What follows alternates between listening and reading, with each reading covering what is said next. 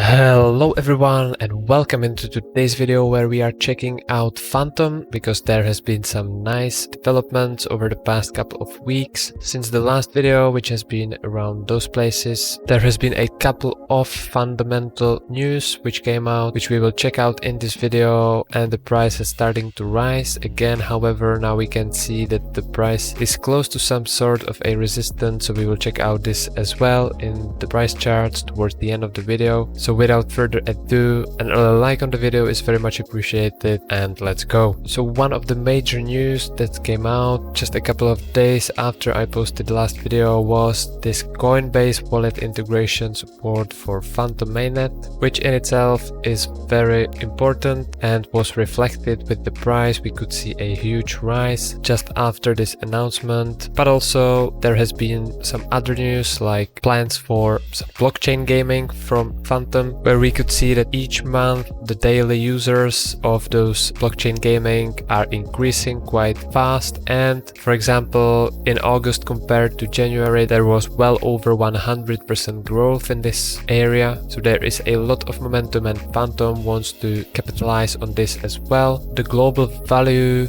of the gaming market is about 170 billion in 2020, and in 2026 it is predicted to grow almost 100% to over 314 billion US dollars. So a lot of addressable market, but there are some technical hurdles that have to be overcome. However, Fantom has solutions for those limitations, so let's take a look what they have to say. First possibility is the play to earn model, which we firstly check out in the recent Decentraland video, where they are also aiming to introduce this play to earn model, which is basically rewarding the gamers for playing, mostly in a form of NFTs, which incentivizes continued play and retention of the gamers. And the other one is more traditional pay to earn, in which users must take an initial upfront purchase of some in-game asset, for example, as a form of NFT as well. And both of those models are under the GameFi classification, which are games on the decentralized blockchain. However, this requires low transaction fees for the gamers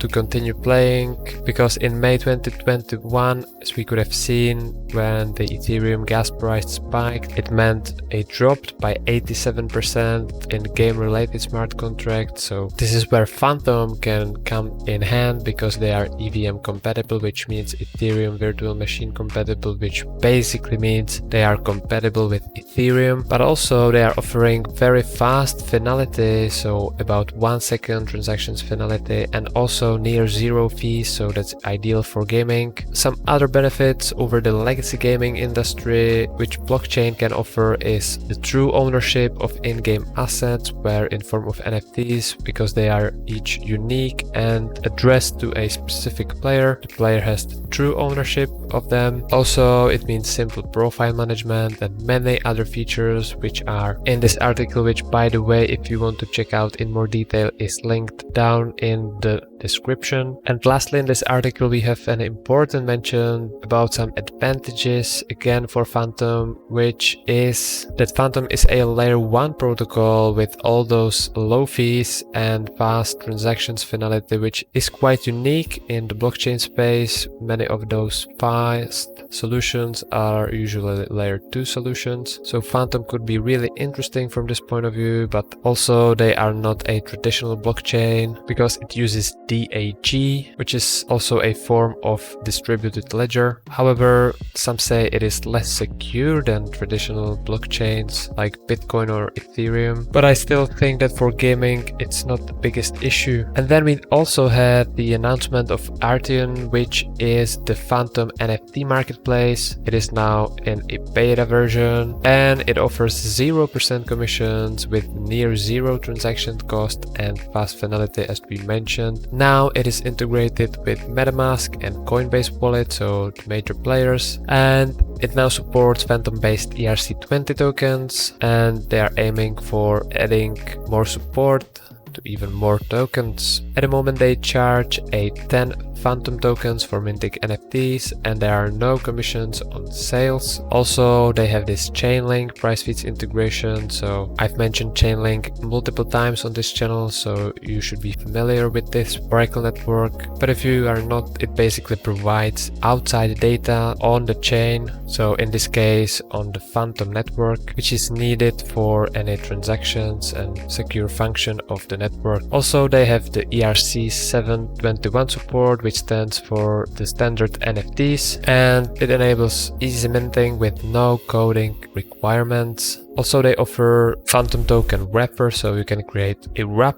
FTM without you needing to leave the platform, and the usual marketplace stuff. So very interesting, especially for Fantom, but there is also a roadmap for future releases. So they are aiming to support the ERC 1155, which is another standard for NFTs. Also a third standard for NFTs, which is NFT royalty standard, which is 2981, and some other additional ERC20 payment options and much more. So let's see what they are gonna come up with next. Also, it is open source, so everyone can check it out on GitHub, so that's pretty cool as well. And jumping into the price chart, now we can see where all the major things happened. So at the 1st of September we could see price approaching this resistance, and I was quite unsure if the price will be able to break this resistance. However, because of this news, I think the price kept the momentum and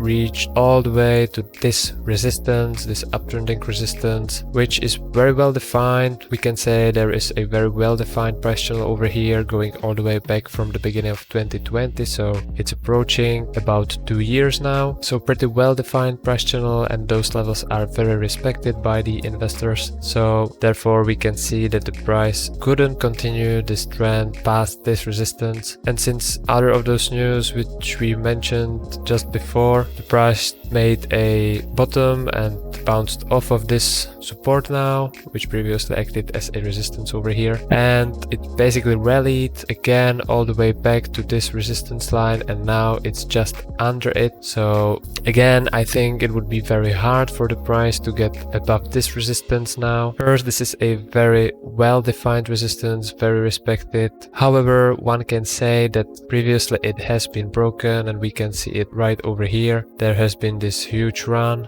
with a bit of a consolidation after that. So at the beginning of 2021 it was successfully broken. However, then in May, after those sell-offs, it went back down over here. So it is not impossible, but if we take a closer look, we can see a clear uptrend over here. However, down on the momentum indicator there is a clear downtrend in momentum, so a bit of divergence over here. So that could lead us to think that there may be some change in trend, which would mean some correction either in the price or in time, so some sideways consolidation over here. But maybe we will even see a short false breakout after correcting under this resistance line again. But just to be sure, we can jump into the Fantom to Bitcoin ratio to get a better idea, and we can see that we are still very much overextended over here. This is the last video. We had a huge run lately, going to pretty much all-time highs, or we can say going to all-time highs lately. And again, we can see some solid divergence, uptrend in this ratio and downtrend here on the momentum indicator. So it's not looking that optimistic for the near short term, and I would expect some correction at least to this level of support, which was quite well defined here in September. But also previously it acted as a resistance over here in April and May 2021. But also here we could see a brief tag, and here as well at the beginning of 2021. And if this correction would be any more violent, I think we can go as far down as is this support over here, which was previously tagged here at the beginning of